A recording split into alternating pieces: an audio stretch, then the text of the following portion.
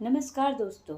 आज नवरात्रि के छठवें दिन मैं आपको सुना रही हूँ माता कात्यायनी की कथा।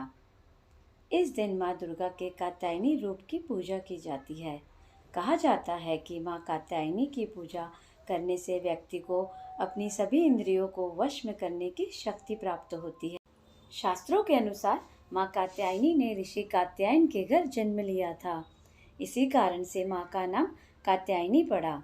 देवी माँ के इसी स्वरूप ने महिषासुर का वध किया था। इसी कारण से माँ को महिषासुर मर्दानी भी कहा जाता है। पौराणिक कथा के अनुसार ऋषि कात्यायन ने माँ भगवती को पाने के लिए तपस्या की।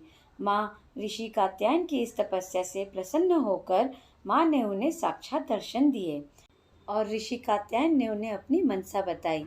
माता ने उन्हें वचन दिया कि उनके घर में एक पुत्री रूप में वे अवश्य जन्म लेंगे।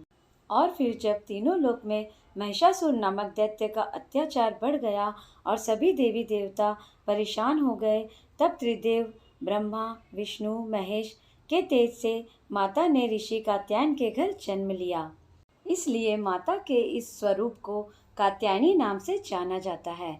माँ के जन्म के बाद ऋषि कात्यायन ने सप्तमी, अष्टमी, नवमी तीनों दिन तक माँ कात्यायनी की पूजा अर्चना की। इसके बाद माँ कात्यायनी ने दसवीं के दिन महिषासुर का वध करके तीनों लोकों से उसका अत्याचार खत्म कर दिया।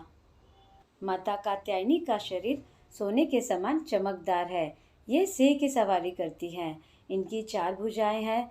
माँ कात्यायनी के एक हाथ में तलवार और उनके दूसरे हाथ में उनका प्रिय पुष्प कमल लिया हुआ है और उनके अन्य 2 हाथ वर मुद्रा और अभय मुद्रा में हैं।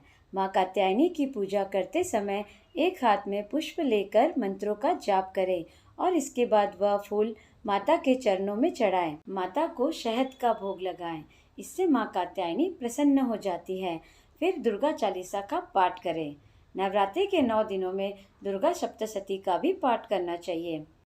माँ के मंत्रों का जाप करें और उनकी स्तुति करें। या देवी सर्वभूतेषु माँ कात्यायनी रूपेण संस्थिता नमस्तस्यै नमस्तस्यै नमस्तस्यै नमो नमः। इस मंत्र का जाप करें। सच्चे मन से जो माता की पूजा आराधना करते हैं उनके जीवन में आने वाली सभी बाधाएं दूर होती हैं। तो ये थी माँ कात्यायनी की कथा। दोस्तों, अगर आपको यह कथा अच्छी लगी हो तो प्लीज़ आप मेरे इस चैनल को लाइक करें और सब्सक्राइब करें। जय माता दी दोस्तों।